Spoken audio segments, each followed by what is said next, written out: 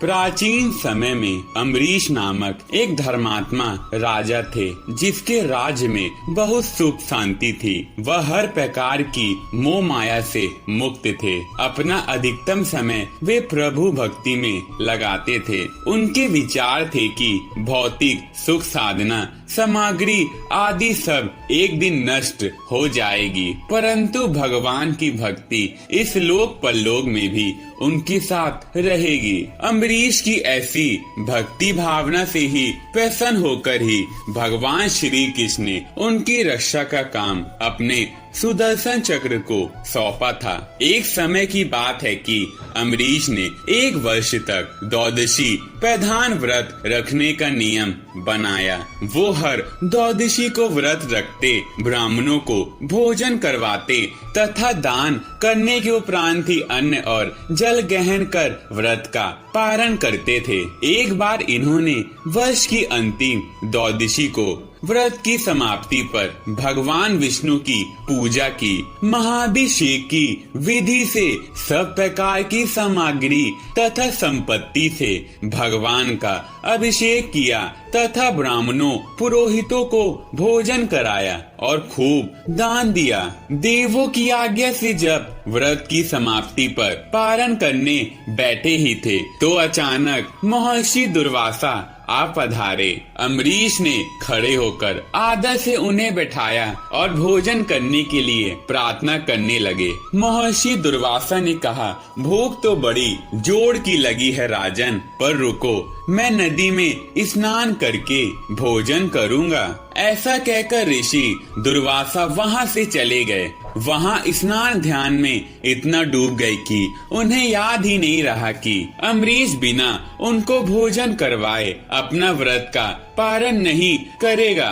ऋषि दुर्वासा को गए हुए बहुत देरी हो चुकी थी और द्वादशी समाप्त होने जा रही थी। द्वादशी को रहते पारण न करने से व्रत खंडित हो सकता था और लेकिन वह दुर्वासा को खिलाए बिना पारण भी नहीं कर सकते थे। इस विकट स्थिति के चलते अम्बरीश परेशान हो गए। अंत में ब्राह्मणों ने परामर्श दिया कि द्वादशी समाप्त होने में थोड़ा ही समय शेष है, पारण द्वादशी तिथि के अंदर ही होना चाहिए। ऋषि दुर्वासा अभी नहीं आए, इसीलिए राजन आप केवल जल पीकर पारण कर लीजिए। जल पीने से भोजन कर लेने का कोई दोष नहीं लगेगा और द्वादशी समाप्त न होने से व्रत खंडित भी नहीं होगा। शास्त्रों के विधान के अनुसार ब्राह्मणों की आज्ञा से इन्होंने व्रत का पारण कर लिया। अभी वे जल पी ही रहे थे कि दुर्वासा आ गए। वहाँ ऋषि दुर्वासा ने देखा कि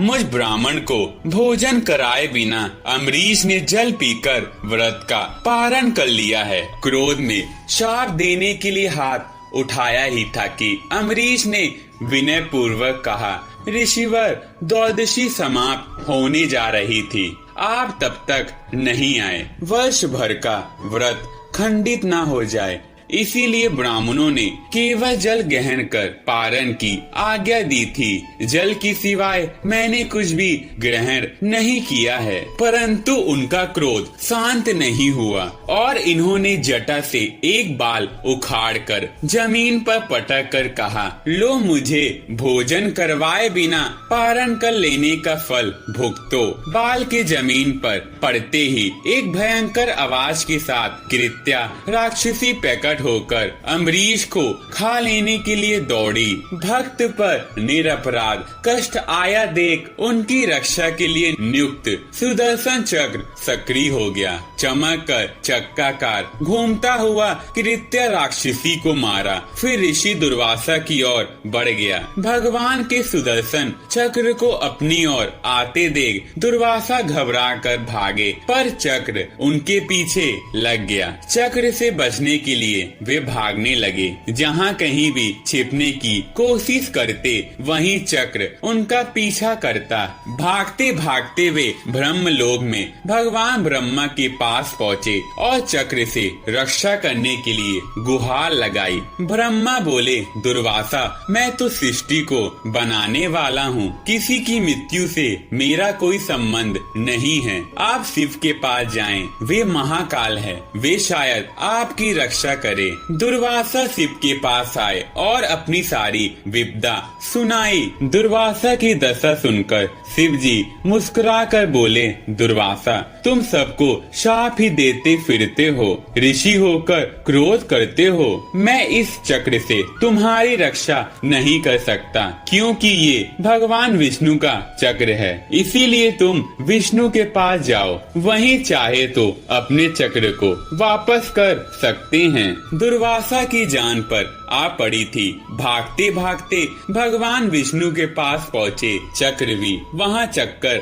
लगाते हुए पहुँचा। दुर्वासा ने ऋषि से अपने प्राण रक्षा की प्रार्थना की। तुम तपस्वी हो, तपस्वी का गुण धर्म क्षमा करना होता है। तुम ही विचार करो, अम्बरीश का क्या अपराध था? मैं तो अपने भक्तों के हृदय में रहता हूँ। अम्बरीश के प्राण पर संकट आया तो मेरे चक्र ने उनकी रक्षा की। अब ये चक्र तो मेरे हाथ से निकल चुका है, इसीलिए जिसकी रक्षा के लिए ये तुम्हारे पीछे घूम रहा है, अब उसी की शरण में जाओ। केवल अम्बरीश ही इसे रोक सकते हैं। दुर्वासा भागते भागते थक गए। भगवान विष्णु ने दुर्वासा को खुद नहीं बचाया, बल्कि उपाय बताया। दुर्वासा उल्टे पांव फिर भागे और अम्बरीश के पास पहुँचे। अम्बरीश अभी भी बिना अन्न ग्रहण किए उनकी प्रतीक्षा कर रहे थे। दुर्वासा को देखते ही इन्होंने प्रणाम कर बोला, मुनिदेव, मैं तब से